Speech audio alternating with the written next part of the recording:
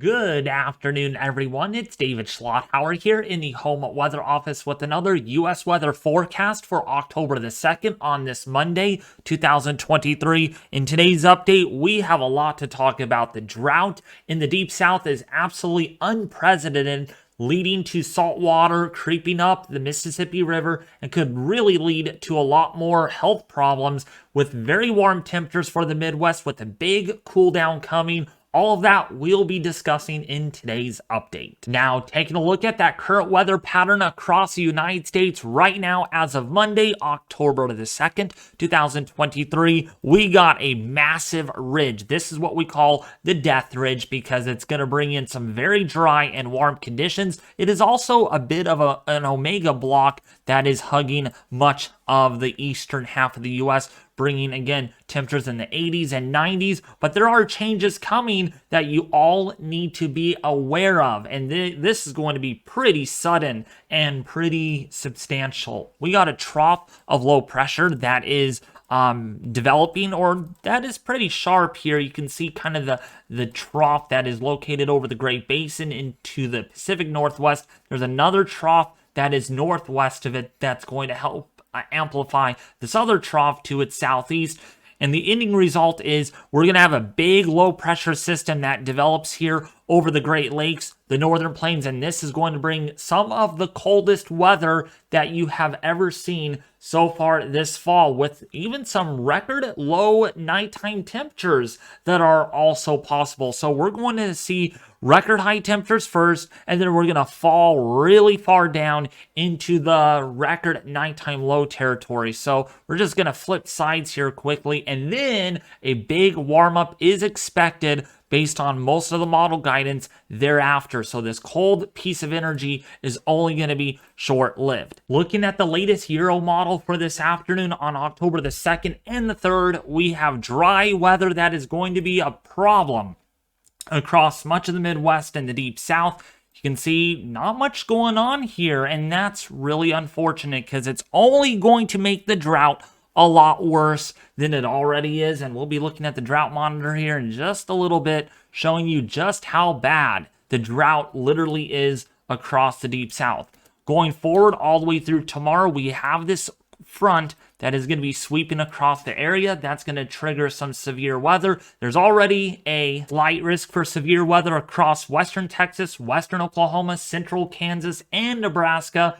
This is going to be caused by the threat for tornadoes, just a 2% for right now, with a 15% risk for damaging winds. And of course, the hail is also going to be significant with this one at a 15 sig across central Nebraska, western Kansas, into western Oklahoma, as well as the northeastern panhandle of Texas. That weather system continues to move on through by Wednesday into Thursday as it goes into the Great Lakes, also into Hudson Bay, with a second system going to be dropping southeastward into the northern Great Lakes. And this one's going to be a whole lot colder, going to bring in the big changes that we've been talking about, as you all can see there. In fact, if there was going to be a rainfall, it'd fall as snow in northern Illinois. And that's because we got the 540 line. That's basically the average freezing line throughout the atmosphere, and that's coming down all the way into Indiana as well as portions there of Illinois. So much colder weather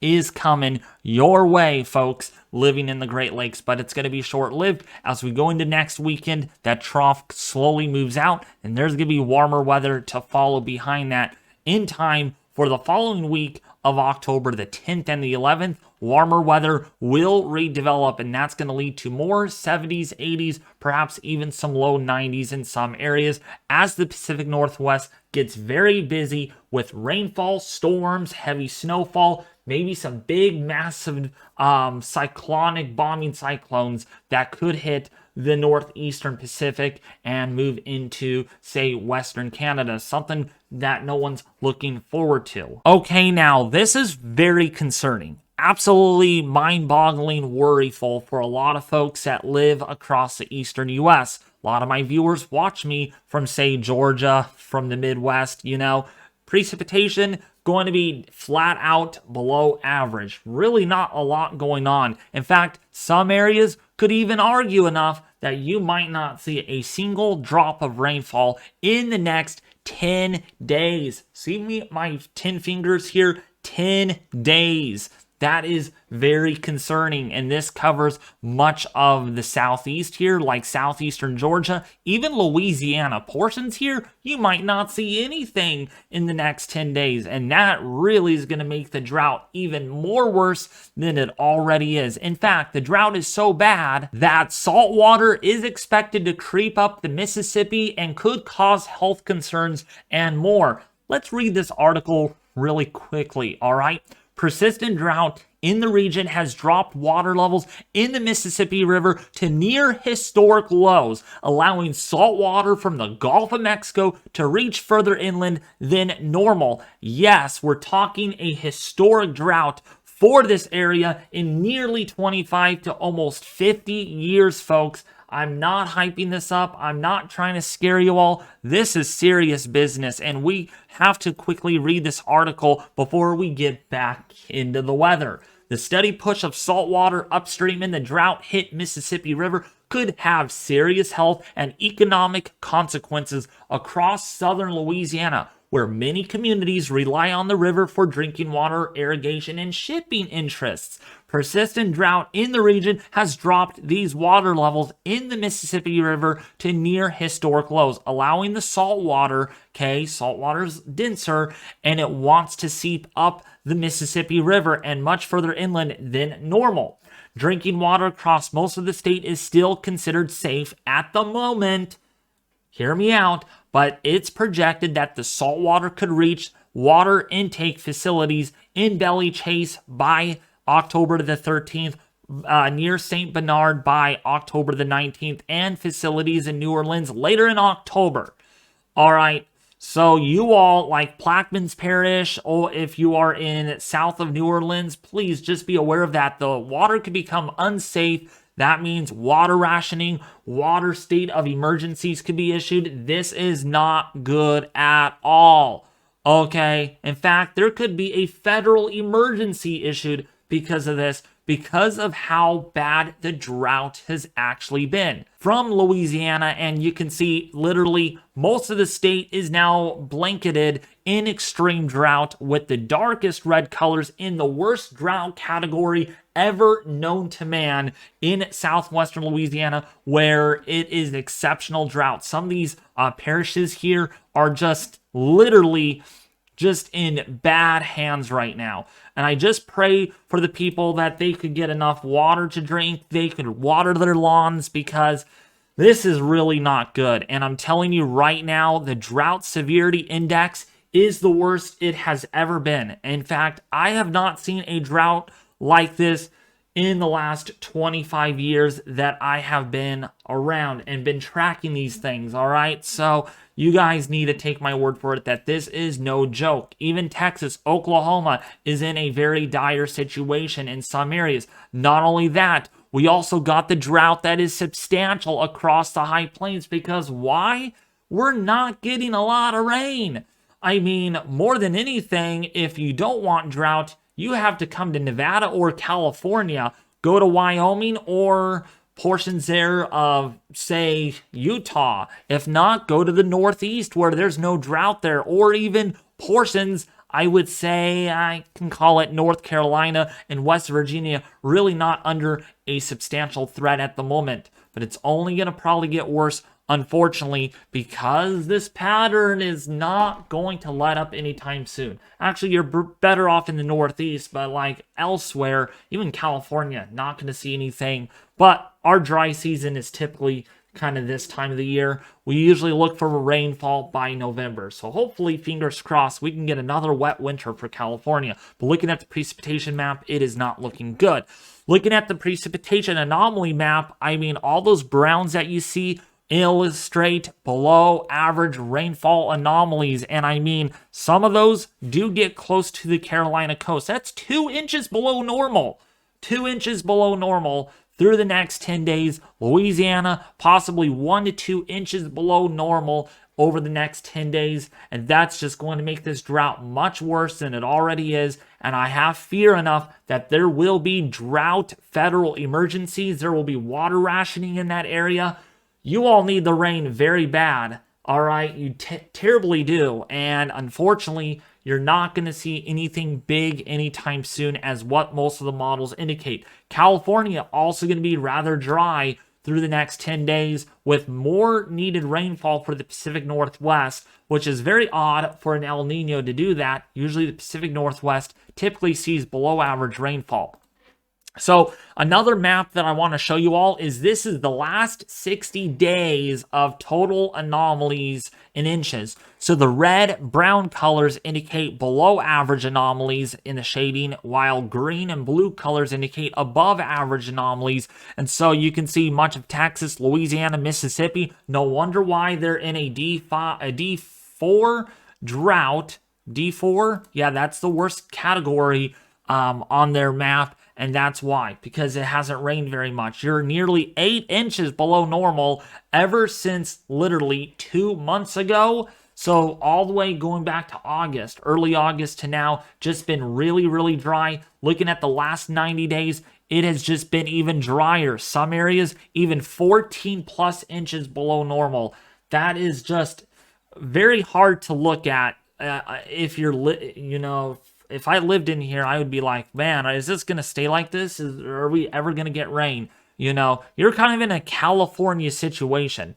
So looking at these temperatures now, the warm temperatures are going to make the grounds drier. It's going to lead to more evaporation because, when you have intense solar heating, oops, I hit my mic.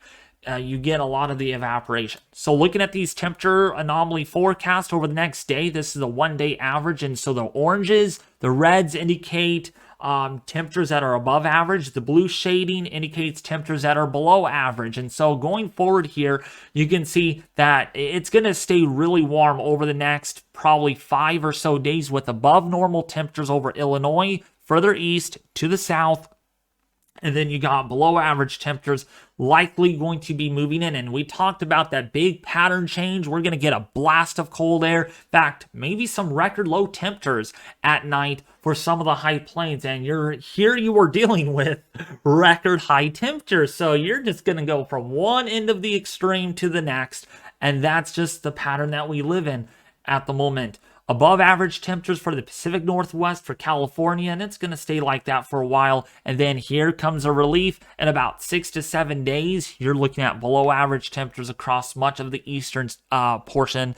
But don't get too comfortable. Let's go forward here in time, and look at that. Happy Halloween, folks. It's going to be warming up yet again for lots of people, for millions that could have temperatures well above average by the middle of October. My goodness, you just can't get rid of the warm weather for the Midwest. California also going to be seeing some really warm temperatures still all the way throughout possibly the next 10 days. We could even see some all-time records. Potentially, there's a slight possibility that the Euro, especially for Bakersfield, for Fresno, could have temperatures as warm as 105 plus degrees by the end of this week, into the weekend, which would be absolutely phenomenal.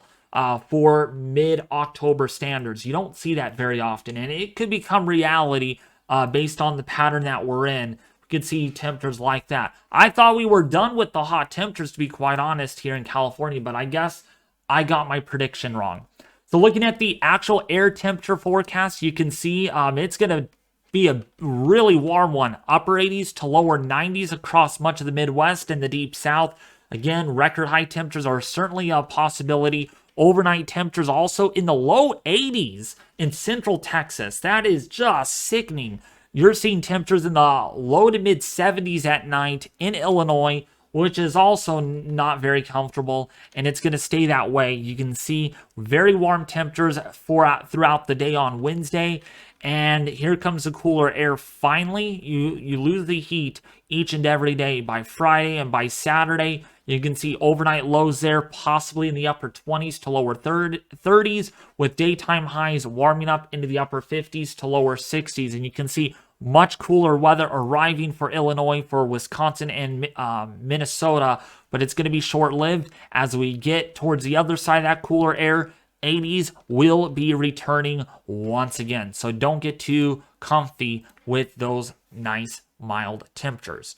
So why is the pattern this way? Why is it behaving out of control? Well, first of all, we got the Omega block. We call this the Death Ridge or Omega Ridge that is over the Midwest. The red shading indicates above average heights. We got below average heights over the west, and this is going to translate all the way the below average heights in the next 4 to 5 days into the Midwest. Look at this ridge going to be building back in from the west into the Midwest as that trough kind of progresses eastward, and this is going to lead to more warming of temperatures. Hopefully not as bad, but still going to be in the 80s to maybe some low 90s with cooler, much wetter weather over the Pacific Northwest. The Climate Prediction Center really illustrates with what we're going to be dealing with here across much of the nation. Below average temperature chances are very likely across Washington. If you're in Charlotte, Columbia, Atlanta, if you're in the Norfolk International Airport area, it's going to be nice and cool for the latter part of the week into the weekend, with above average temperature chances across much of the north and the west. Going to be ridiculously warm, and then that continues over the next 8 to 14 days where you're going to have these above average temperatures. So yes, Butter Dog, some of you that live here, John 542E, if you're our Jay Zord's Weather Center, you live in Northern Illinois. I have some viewers like Gorg Vidal, Corbin Butter. Just be aware that the cooler weather is going to be temporary, but it's going to warm right back up. And you can see my viewers there in the orange, even down here across Corruption. That's Corruption, IICGH, Afton, lives in northern Texas, actually southern Oklahoma. You're looking at above average temperature chances. Precipitation, very dry, no relief at all, unfortunately, for much of the deep south, the Midwest. Above average chances are likely there for Washington and Oregon, and that could continue all the way through the next 8 to 14 days, where it's going to be very wet for the Pacific Northwest, while much of the nation here in the Midwest going to see some dry drought conditions that are going to continue for the next couple of weeks. Well, anyways, I hope you all enjoyed the video today. If you did, please consider subscribing, hitting the like button, and sharing this video with your family and friends on social media. I also want you all to check out my Facebook page along to go with my other YouTube channel. It's called Weather Photography 4K. There will be a link in the description below this video leading to that YouTube channel. But otherwise, that is going to sum it up for today's video. Thank you all for watching, and I'll be back with you more possibly tomorrow with another update on the weather across the United States.